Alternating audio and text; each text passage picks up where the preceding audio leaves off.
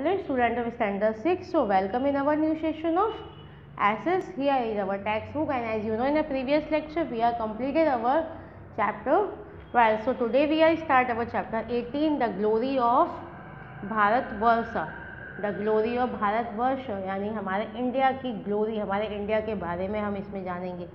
Okay, so the glory of Bharatvarsh. We have learn about history of ancient India from stone age to 8th century. हमने अपने SS की textbook में stone age से लेकर 8th century तक पढ़ा हुआ है. We have gathered information about the rulers and heritage of various edges.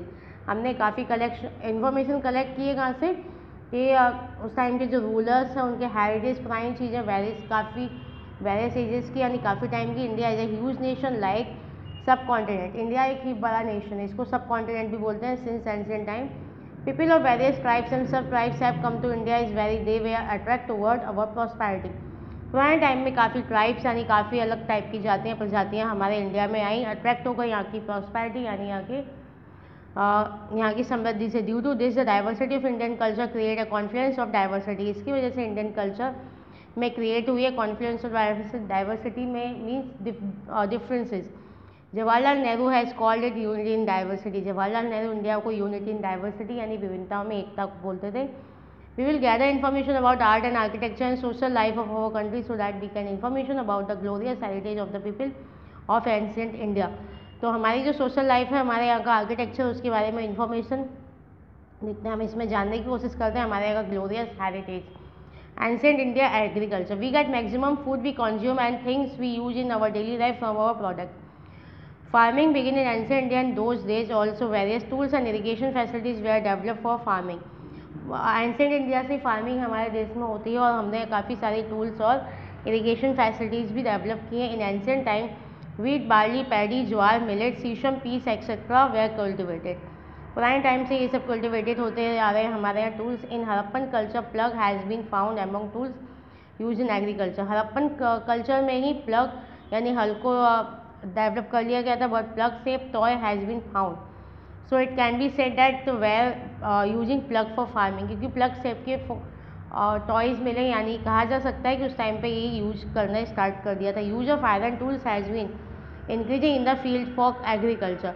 Iron tools का इंक्रीज हो गया था एग्रीकल्चर में यूज़ करने. It included axes for clearing forest. इसके अलावा एक्सिस यानी कुल्हाड़ी का यूज़ करते थे फॉरेस्ट क्लियर करने में. And front portion of plug use for plugging soil. और जो फ्रंट पोर्शन प्लग का था वो प्लगिंग सॉइल यानी सॉइल को खोदने में करते थे. In addition there were families with sickles, axes etcetera also. इसके अलावा फैमिली किसके साथ में थे? सिकल्स और एक्सिस सबके साथ में. Irrigation. Without rich village it was difficult for kings and their kingdom to survive. मतलब एक रिच विलेज नहीं हो जब तक, तब तक किंग और उसका किंगडम सर्वाइव नहीं कर सकता. Just as new tools and seeding were important steps for development of agriculture. इसीलिए नए टूल्स और बीज ये दोनों ही इंपॉर्टेंट स्टेप्स है एग्रीकल्चर के लिए. Irrigation also prove to be very useful. Irrigation यानी सिंचाई भी काफ़ी यूजफुल थी. At this time canal, well, lake and artificial reservoir were created for agriculture. Irrigation यानी सिंचाई के लिए उस टाइम पर भी कैनाल, लेक्स, वेल्स और आर्टिफिशियल रिजर्वियर यानी पानी इकट्ठे करने की ये सब चीज़ें बनाई गई थी. Ancient India rural life. Life is in village of north and south was as follow. The head of the village was called gram Bhojak in the North India.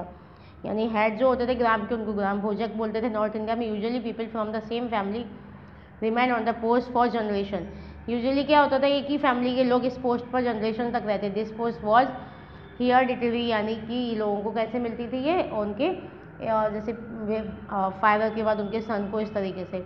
ग्राम भोजक use to be a biggest land owner in the village.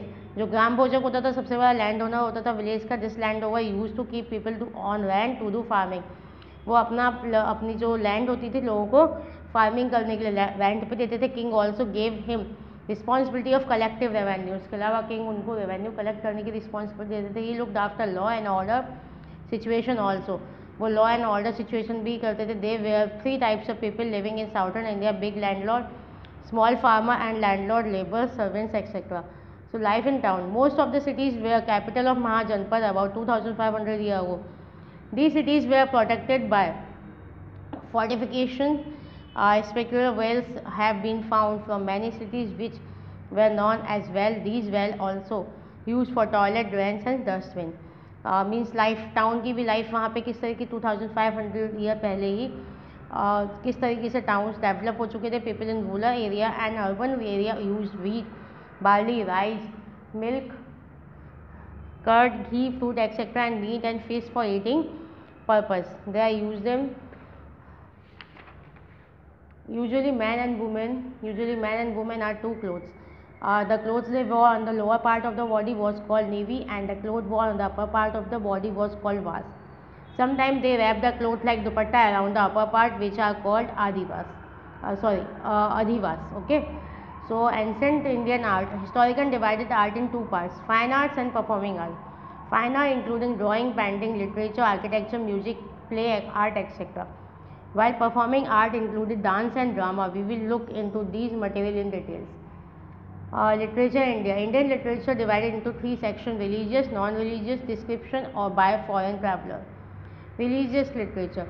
The Vedas are included in the oldest literature of India. There are four Vedas: Rig Veda, Yajurveda, Samveda and Atharvaveda.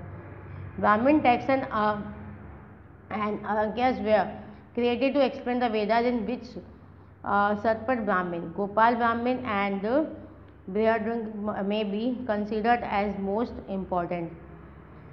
Apart from this, Ramayana and Mahabharata epics are a triangular confluence of ancient India. Ramayana Mahabharata को भी epic मानते हैं हमारे. Society, culture, religion. Mahabharata, written by Ved Vyas, was initially known as Jai Samhita, which kept on increasing up to 1 lakh slok, and Mahabharata was created. Similarly, Ramayana, written by Valmiki, depict social life and more standard along with Sri Rama's story. About 108 Upanishad of original Indian complication Katha, Kena, Prashna, Mundaka, Maudakya, Ishavsyam and Chandogya. Upanishad are great texts of Indian philosophy. The number of Purana is 18. Among them, Vishnu Purana, Garo Purana, Vayu Purana, Matsya Purana as well as Bhagavad are all known as a epic text. We found information about life and religion, Buddha and Jain texts. The original texts of Buddhism are called Tripitaka. It includes Sukta Pitaka, Vinaya Pitaka and Abhidhamma Pitaka. Along with this, the Dingjala, Anguttara Niklaya and Majin Minikya are important texts. Milind, Fano and Nagesh of Sri Mulkalpa of Arya Manjushri are important Buddhist texts. Two of Buddhist texts in Tibetan language are Kangura and Tangyur. Mythical story Jatak Katha, Didhanikyu, Machan Vinikya are also Buddhist texts. In addition, Vriddhikatha, Harivansh Purana, Vasudevidi, Siddhem Sabda Anushashanam, Dwashya and Kirtimundi are main texts. Jain texts are Agam texts. There are 12 Agam. Agam Granth, the ancient Jain literature, is divided into 14 purvs and 12 texts. Anga, the main texts include Agam, Achangya and Vitalik Desvitil Sutra. Okay, so read again. We will meet again next session. Till then, bye. Thank you very much.